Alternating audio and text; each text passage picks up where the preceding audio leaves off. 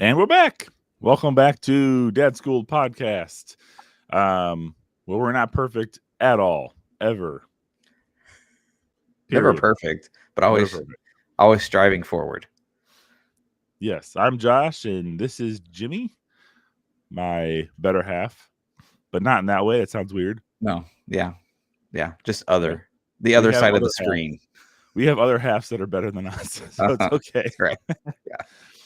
All right. So if today, your fuse is short, if every little thing makes your blood boil, if talking about workplace issues gets you on a rant out of nowhere, this episode's about what you need to talk about. It's about grace and about growing, but it's about when things set you off as a dad and what we can do about it.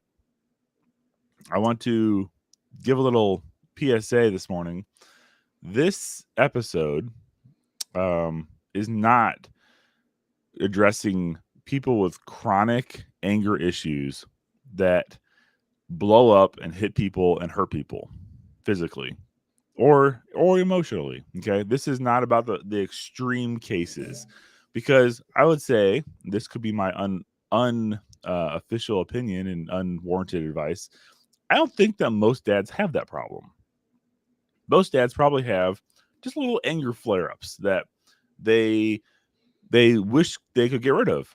You know, they happen, and they cause strife in your kid's relationship with you, or your marriage, or just friends around you. And this is out. That's what this episode's about. Just that little anger flare up, not the chronic huge issues. We're not experts at all. We are experts at being wrong, but in this regard, I have experience, and I'm not sure. I'm not going to speak for Jimmy. I actually kind of blindsided him on this topic today, but it's gonna be fun. It's gonna be a fun day. It'll be a fun topic. Yeah, it's good stuff. I'm Yeah, glad we're going through it. yeah. And if my voice sounds funny, I'm at the end of a cold, so my voice is a bit raw. I'm sorry. You have to deal with my low, sexy voice while we're talking. Okay. Odd times that you blow up.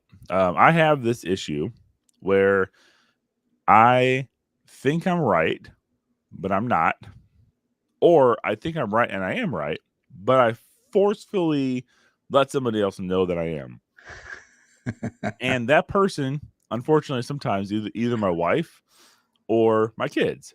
And an event, if it's my kids, I can almost guarantee you that my wife, being a great sounding board on my own emotions, and I can kind of look at her face and tell how I'm doing in a conversation half the time.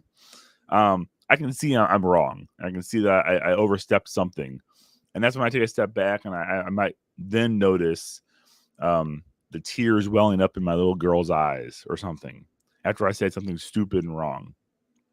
And as a dad, I think that most of us have been there. Most of us has probably said something right or wrong the wrong way. You know, the whole adage of it's not what you said, it's how you said it. Huh. So I think blowing up at our kids or our spouse, and it's not, not what we intended, that is what this is really about. And it's feelings and emotions that I've been struggling with probably my whole life.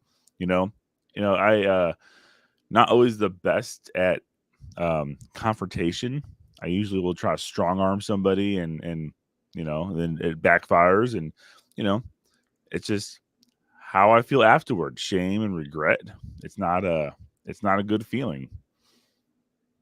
So Yeah, I know when our oldest was younger, like I've got an obnoxiously long fuse. Like it takes a long time for me to simmering before I'll like really react in a an anger outburst. Um, but when our oldest was, I don't know, toddler, slightly older than toddler, those first few years, like my fuse got a lot shorter, and I would just have just random cranky outbursts. I mean, it's also when I was working at Starbucks and my alarm clock was going off at 3:30 in the morning, and then mm, go work like a long day. Like I was a cranky, much more crankier person, but there was also a lot that I hadn't like really sifted through. Okay, like what's going on with me? Why am I now regularly just not only cranky, but I'll start just like shouting or storm off into another room or just being really obnoxious with my attitude and behavior. Um, and yeah, I had to kind of figure out what was going on with me, what was kind of going on at the root. And so I think that's kind of the point of you know, some of what we're wanting to talk about going through stuff today is oftentimes it's not necessarily what's going on in the issue in the moment that is your trigger. Obviously, what's going on in the moment, there's something happening that's got your attention. But a lot of times, and probably most of the time, there's other things that are going on kind of under the surface or in the background that have probably got you on edge. And it just needed that final little tipping point that then makes that explosive outburst, you know, erupt. Um, so, what are some of those things that might be going on? Are you dealing with some unmet expectations that you've placed on yourself, or you've placed them on others, and they're not living up to what you think? That can easily trip me up if I kind of set my goals or set my expectations, or you know, I'm in my mid 40s now, so am I having that midlife crisis? Like I should have been you know, I don't know, president of the U.S. by now. Something stupid, you know. I'm not meeting what I had envisioned when I was 20 years old, and does that then like lead me down a path of some regret or anger that I'm already on the edge, and someone says something about, you know, what I do for a living or whatever, and then it just tips me off because I'm already there. Um, could there just be other accumulated stress, just all of your all of the things that happen in life, the weekly checklist, everything that you got to work on, um, bills, you have a lot of projects going on in your house. Do you have a tendency? I get into this sometimes. Start a project and get, I don't know, 90% done. Start next project and get 80% done, and then Yep. start next project, and then you've just got all of these, yeah, and then they're all just like hanging over your head, and then like it just takes one sitting on the couch and your spouse looks over at whatever project Mhm. and that maybe doesn't even say anything, but you already know, like, "Ah, I was, you know, I haven't finished that yet." And then, and you are probably feeling some shame Mhm. or whatever in the moment, and then your response is not a healthy one. Uh, Yeah.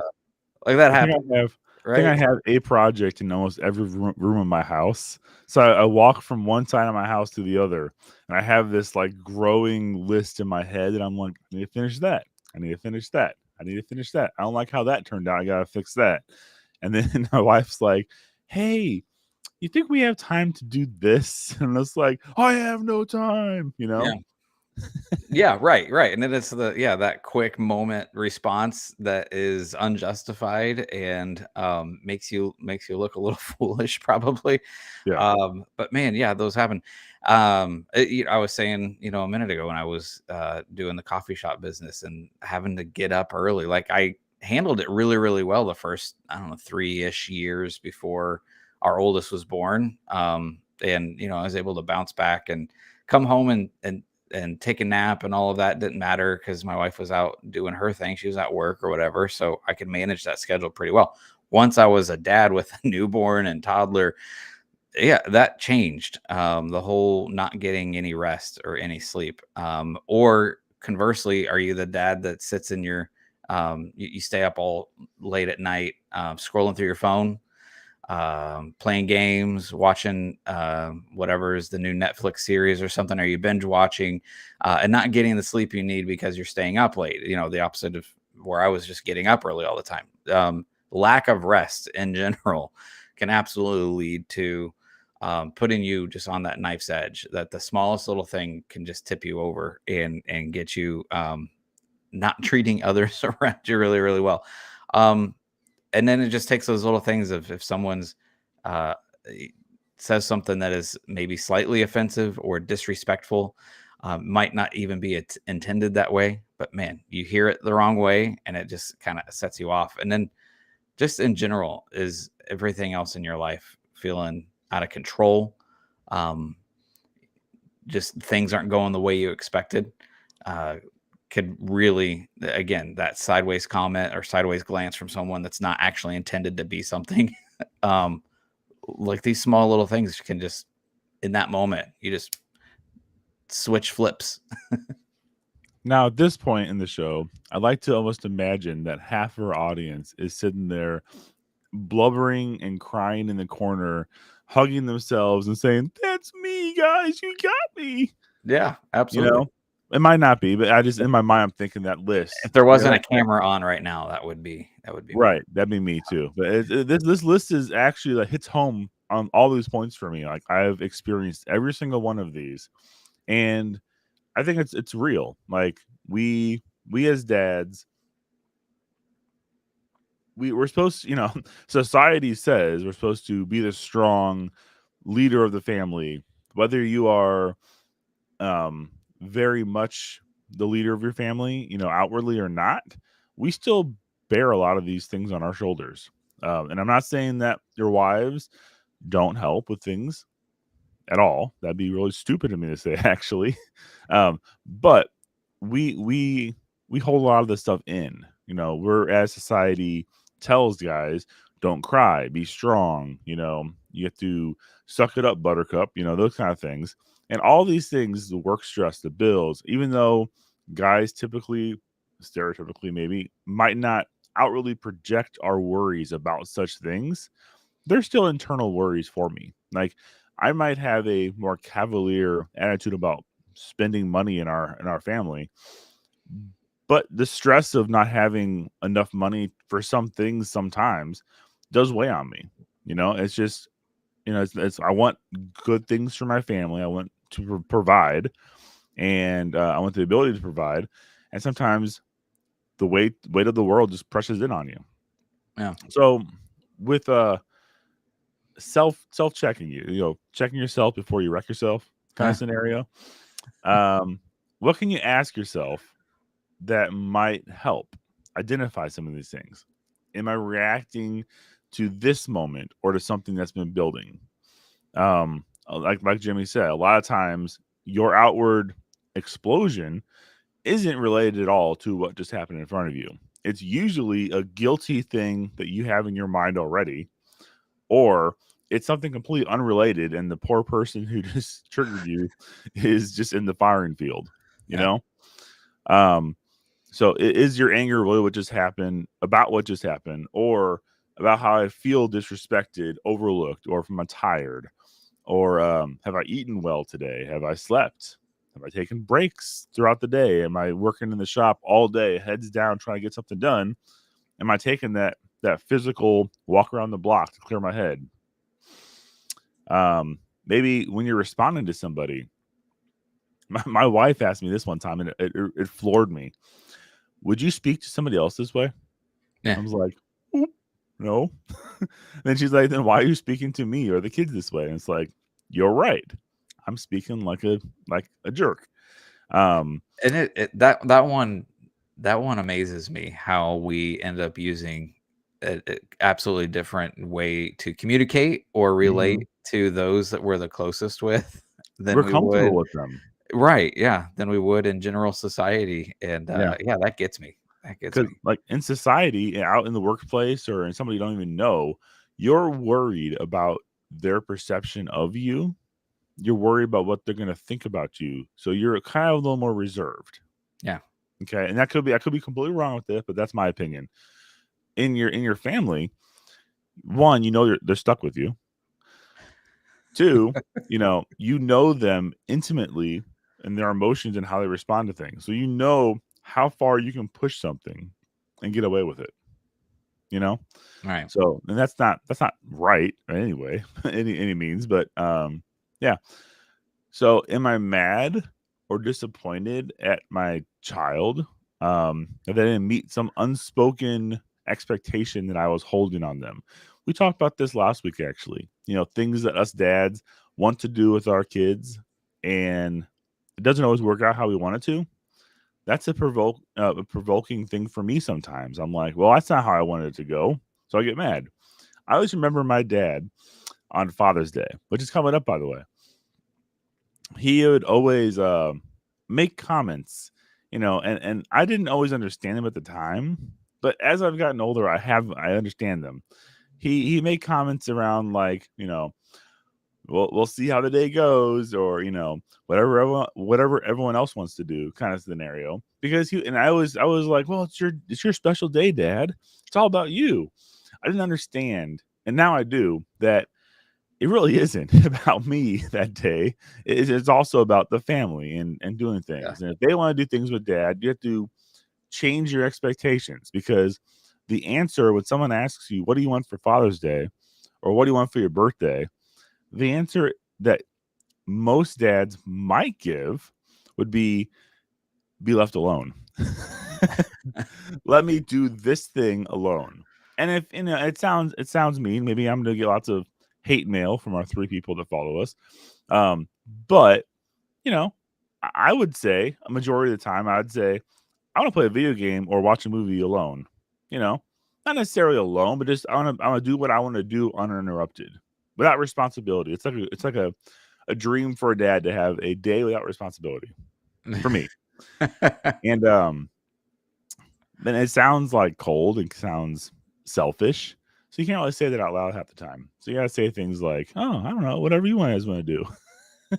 Oh, and we were talking about all of those things that could be those triggers of work stress, Yeah. projects, all the things that are going on, and to have a day to unplug from that, where it's just, you know what, I'm not concerned about those, and I Yep. would like everyone else to also not be concerned about that. Yeah, Maybe that's what you're leaning into there. Yeah, no feeling that I should be accomplishing something today when I just want to not accomplish something today.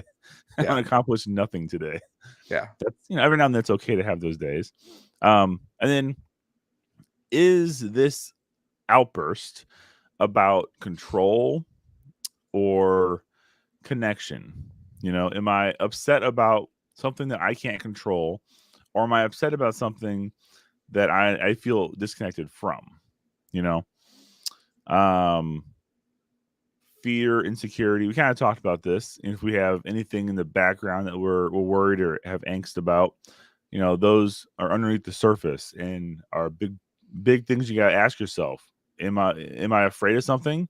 What's the worst that can happen? Am I insecure about something and I'm projecting those feelings out in my anger? What do I want my kid to feel in this moment? Do I want them to feel fear? Like, that's hard to say. Do I want my kid to feel fear or love? Do I want them to be afraid of me because Dad's angry? Or do I want them to see my love in a difficult situation or time? And then this one also gets me. Just taking a step back and thinking, if someone was recording me right now and I was on social media, or I was someplace else, or it was like a family event, and my wife was recording me and showed this video to me and others later, would I be proud of how I responded and how I acted, or would I be embarrassed? Jesus is always watching, Josh. That's true. So if Jesus was recording you, That's would you right. be proud or embarrassed? And yeah, that's another thing. Would I be a calm, faithful father right now? Am I that ideal DadSchooled podcast listener, or am I not? Yeah. And you touched on the whole unmet expectations or something. It's that stereotype. It's in half of the Hollywood movies or whatever. That dad that I don't know. I think of the sports league dad, that there's always at least one. You go to soccer practice or something, there's that dad that's just on the sidelines, just losing his mind at his kid in public, and you can tell that the kid is uncomfortable, or just it's not a fun situation to watch. But I find that is it that as a dad, are you trying to live vicariously through your child? Are you putting the expectations you didn't meet up in your own life, and so now you're trying to put that onto your own child. Sports, I think, is an easy one for that one to could show up, but man, that could happen in trying to search out your career, the grades you get at school. Did you have something where you individually failed or struggled with when you were younger, and you kind of said to yourself, you know what, my kids aren't going to go through that same thing, so you put those expectations on your kid, and then it can easily turn into explosive anger moments if they're not meeting your expectations. And unfortunately, it happens in public often, and it's not fun to Yes. watch. Walmart. Yeah, that's a good one. Yeah. So this is not, like I said, never PSA. This is not the end all fix it list, but I have cobbled together 14 mind blowing practical tips to de escalate dad anger. Okay. I might make a book out of this, actually. There you go. All Make right. a little self help book. I'll expand on each one of these sections. But this is by no means the complete list. You gotta leave room for volume 2 and 3. But this is Josh's curated list on how you can de-escalate dad anger, whether Well, your dad or you. a picture book. Ooh, that'd be good. Yeah. Picture book. Get out the finger paints. Let's go. Okay. So first practical tip. Pause your reactions, take a breath. When you are in the moment and your blood's pumping, learning and training yourself, and this takes practice. This isn't something you can do. And usually what snaps me out of this and it snaps me into doing this is looking at my wife's face. Whenever I know I've messed up, whenever I'm in the moment, and usually I can't do it with my wife. Well, I can, if I'm talking to my wife and I'm going down the wrong path, I can tell with her emotions. I'm very quick at picking up when she's angry. It's a skill I have. I can pause and be like, okay, I've done messed up.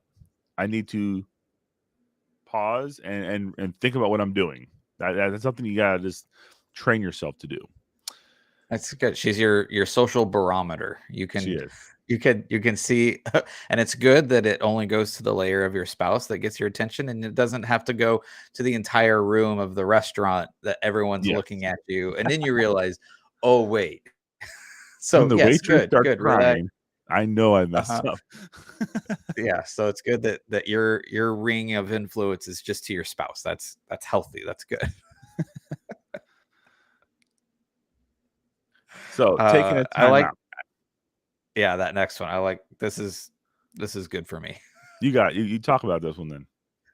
Oh yeah, taking a time out. Like sometimes maybe you just need to take a step back and kind of retreat away for a moment. And it doesn't mean it has to be a sign of weakness that you're taking yourself out of the situation. And if the people that are around you are that source of anger, that source of whatever is making you feel explosive in the moment, remove yourself from that situation, give yourself a timeout before you enter back in, and it gives you that opportunity to sift through your thoughts, allows them, if they're elevated as well, gives them a moment to have a chance to cool down. But don't let that retreat be your new permanent state. Like, okay, I'm going to step away for a second. I will be right back, and we will, pick up where we left off if it's something that you're needing to still sift througugh with somebody. So it's not meant to be a permanent retreat. So communicating that is also important because yeah. I've had times where I've stepped back or I've walked away, and you gotta be careful about, you're angry, you're getting away from the situation, you think you're doing the right thing, and you're slamming doors behind you or closing them louder than you should have, and it becomes like a statement, the stereotypical Hollywood stomping out of the room that you see all the time, and you need to communicate. I need a moment. I'm gonna step away, and then you leave. You don't re-engage, because if you just keep on running away from something, it's gonna become the new arguing point of, oh, you're always running away from your problems, kind of scenario. Yeah. It could be. So I just want to add that to there.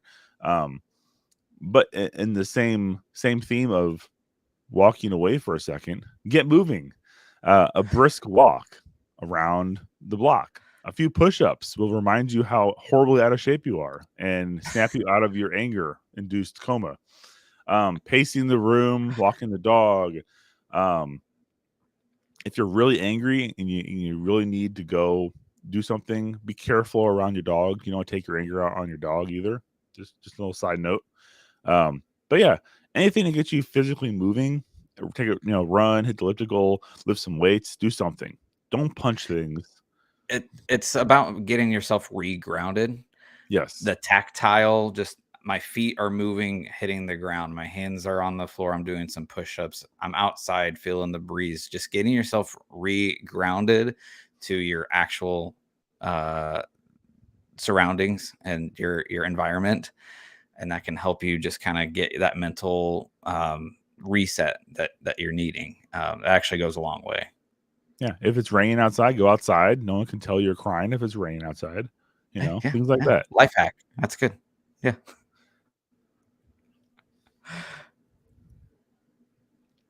So thinking before you speak. We This both goes. paused to think on that one. We did. So I know that's like hard in the moment. That's why you need to kind of go through these, not in order, but you should probably take a timeout or pause your reaction before you try to think before you speak. Because if you're really upset and you're like, I'm upset, I'm gonna think before I speak. I'm still upset. You gotta Yeah. ground yourself a little bit first, and then come back. Don't say things in a heated moment that you can't undo. You've heard the old. I don't know if you've heard this or not, but I love the illustration of a dad with his son or daughter, and the kid is really upset and lashes out and yells at its other sibling, and the dad takes that kid to the garage or a fence post, whatever version you've heard, and gives him some nails and a hammer and tells him to beat all his nails into this wood, into the fence or into this piece of wood. And then after that's complete, gives him the hammer again and says, now take them out. And the kid takes all the nails out of the post or out of the wood. And the dad says, look, pounding these nails into the wood is your angry words to somebody else. Taking them out is you saying sorry. But there's still holes in the wood. What you said affects the person long term, and you got to be careful what you say, because even if you say sorry, those scars are still there no matter what you do. I always thought that was pretty cool. Yeah. Like the person that gets angry and punches holes in the wall, you can say sorry, right. and there's still a hole in the wall. I'm not sure how many dads out there have lived this moment or not. There's nothing more humbling than having to repair something you've broken when you're angry. I had a door jam. I think I might have hit one time, long time ago. Yeah, it was like 3 houses ago. But I punched a door jam. Man, my knuckles hurt really bad.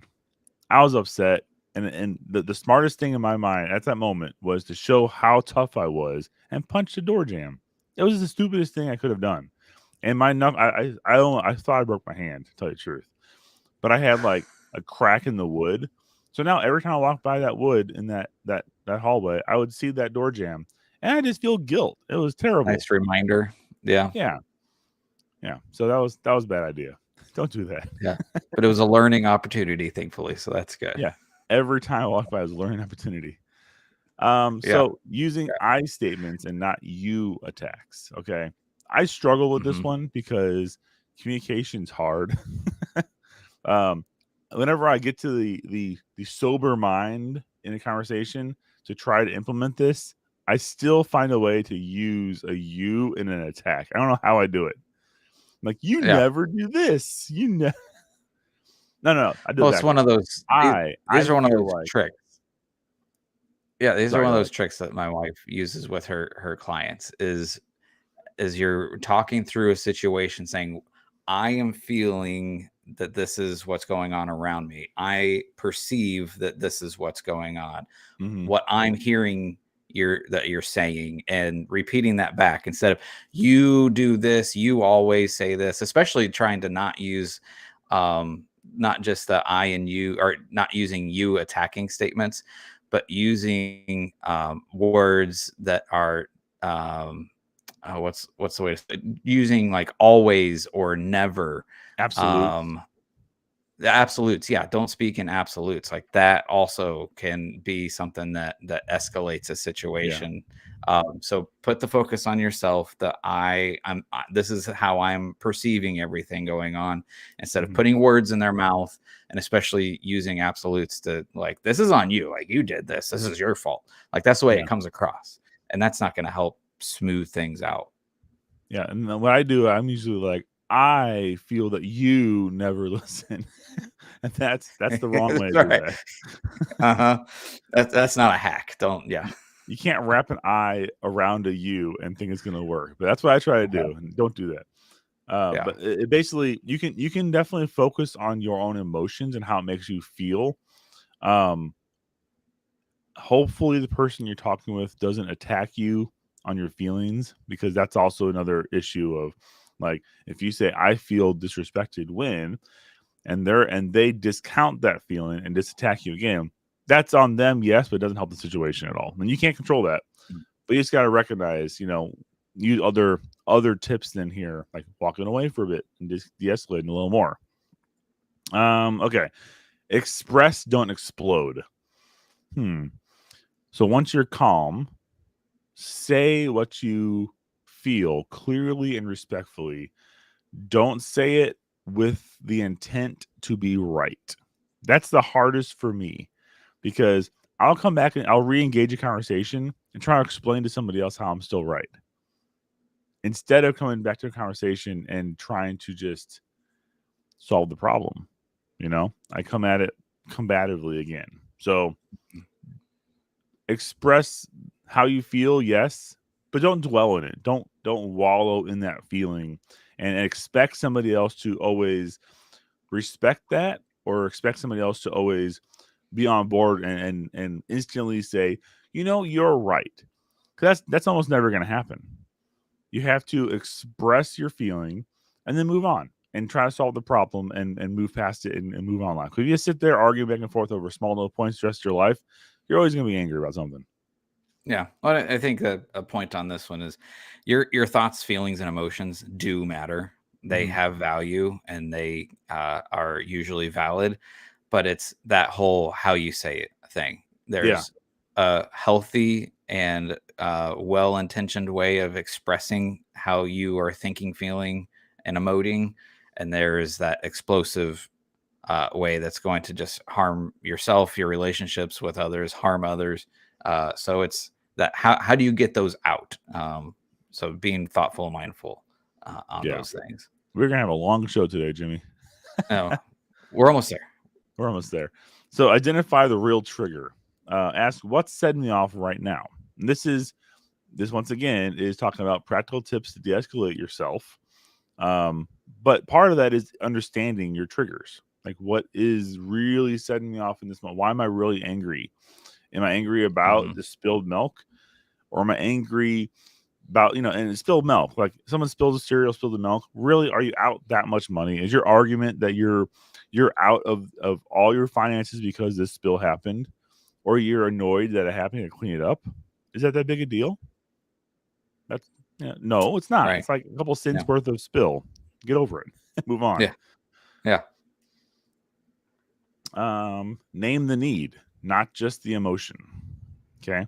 So behind every emotional, angry outburst is a need for respect, order, peace, and help. And learn to identify those and name them. Mm-hmm. This is something. Go ahead. Sorry. This next one, using humor to diffuse a situation. I've butchered that one because that's my kind of my go-to oftentimes. When it's that when I feel awkward or out of place, I say stupid things, and it makes people laugh, and I feel better. And then whenever I'm having an angry moment or an uncomfortable moment, and using humor in a sarcastic way that ends up being cutting and harmful to those around me, and in my head I'm like, oh, I'm just saying something funny, but it comes out absolutely wrong. Like, this is one that I have to make sure that I have to be careful. I'm not Yes. leveraging incorrectly, because I can.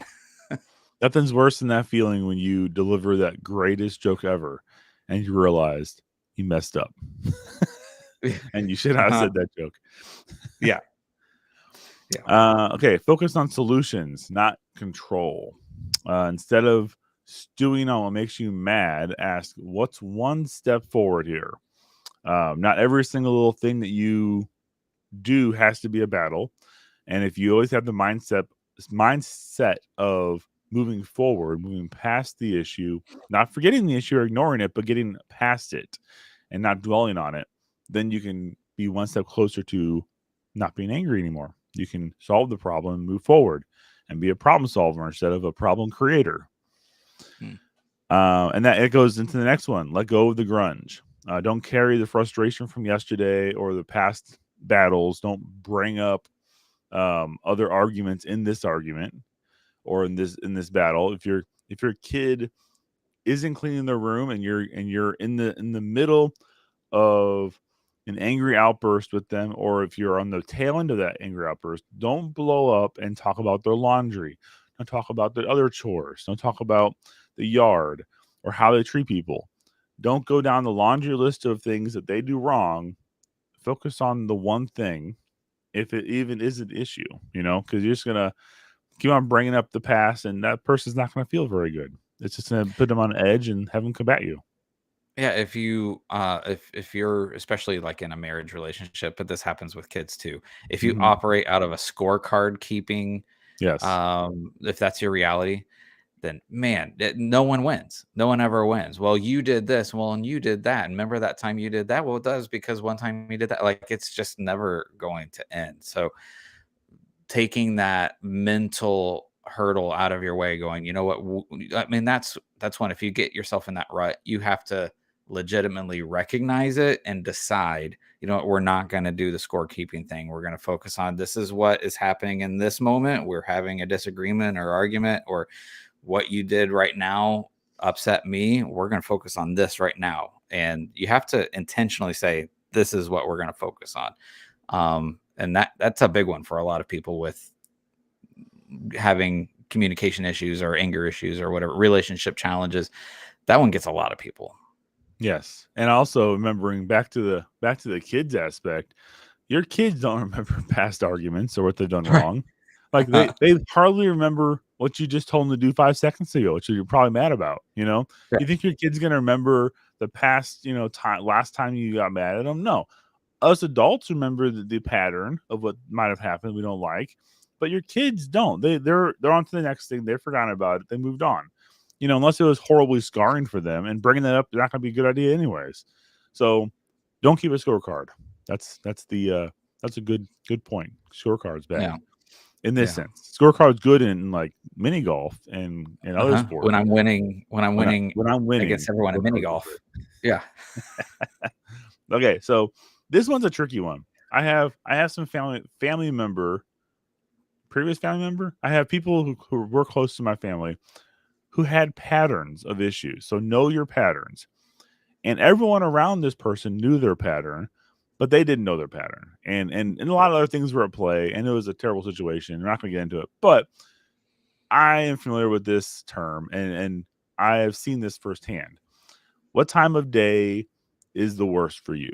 What situations are worse for you? Eventually, people around you, if this is a repeating offense, they'll know too. When you come home from work, if your entire family hides from you, that's a red flag, you Mm. know? And you need to start thinking about these things. If you always have fights after dinner when it's time for dishes, if you always have fights setting the table for dinner because things aren't being done how you want them to do, that's the thing I struggle with. I think it's time for dinner. I go back to my childhood of like everyone helps at the table, everyone sits down, we all eat together. That's our family dynamic when I was growing up.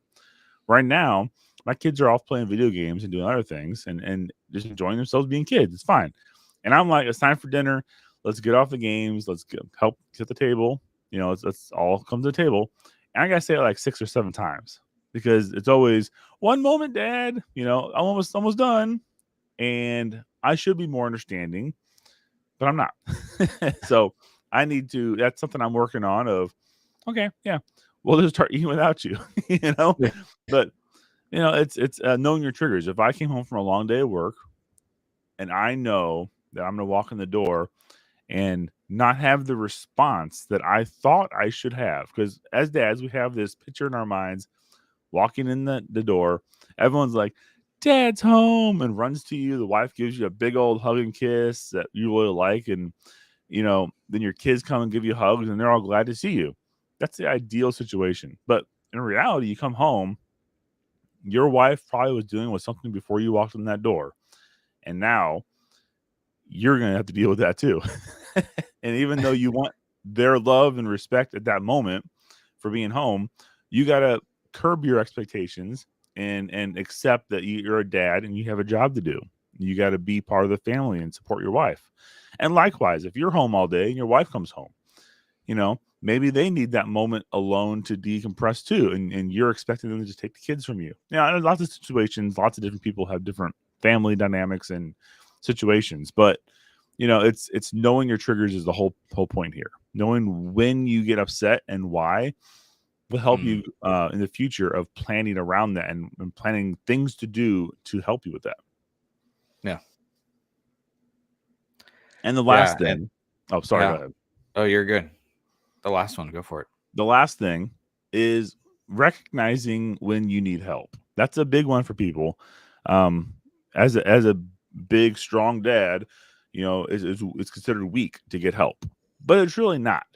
And help comes in a lot of different forms. It could be just going to DadSchoolPodcast.com and filling out a contact form and talking to us. Send us your issues. Send us your frustrations. If you need to use our contact form as a decompression and coping mechanism, go for it. We'll love to hear your issues. We have nothing better to do than read your issues. It's fine. We promise we won't read most of them online. It'll be fine. But things like your pastors, other dads, groups of friends, trusted friends, talk with people, and don't just bottle this up, because I guarantee you, even though it feels like you're complaining to somebody, a true friend will be there for you. A true person in your life who cares about you spiritually, physically, they will be there for you and listen to you no matter what you're saying. And a true person will help guide you to resources if you need more help than them. So don't be afraid to reach out to somebody. That's that oxymoron of guys that respond, well, I'm just a lone wolf. That's not how wolves survive. A lone wolf pack. Study how wolves work and a wolf pack hunt. of one. Exactly. Yeah. Lone wolf. That's not a term of pride that you should hang on to. So you need community. You need others around it. A mentor, brother, someone that pours into you, you pour into them, who knows you well and can encourage you and sometimes slap you around if that's what you're needing in the moment. Yes, definitely. So what's our challenge for this week's viewers, Jimmy? Yeah, we'd love, as you're going through the week and you have an opportunity, maybe keep a piece of scratch paper, a little notebook in your pocket, or even just use the note section on your phone. Just as you're going through your week, try to be mindful of what are maybe my triggers, or as you're saying, if you start realizing I have a pattern in my life, it seems like it's always happening at this particular moment of the day when we're trying to do this particular event or when we're going to a certain place. Like, is there a pattern? Is there a time? Is there other things going on where you're just constantly tired because you stayed up late last night doing stuff on your phone or your computer or whatever? Is there something that's regularly, hey, when A happens, B is my response. I'm having more crankiness, more anger outbursts. Try to be mindful of that and maybe keep a little log. And then we'd love to to hear how that might be going for you in your life, and if we can offer you individual encouragement, you want to have a conversation online with us, like we'd love to dig in with you and just kind of help sift through what's going on with you in your life. Absolutely. And if you like what you hear in this podcast, please share it with your friends and family on social media, on our website. Visit dadschoolpodcast.com. Look us up on YouTube. We're on Facebook. Good luck finding us. It's kind of hard sometimes. We're on X. So love to hear from you. Reach out comments or questions, and we'll be back next week to share great dad opinionated advice with you from our perspective. That's right. So thanks for joining and take care. All right. Thanks.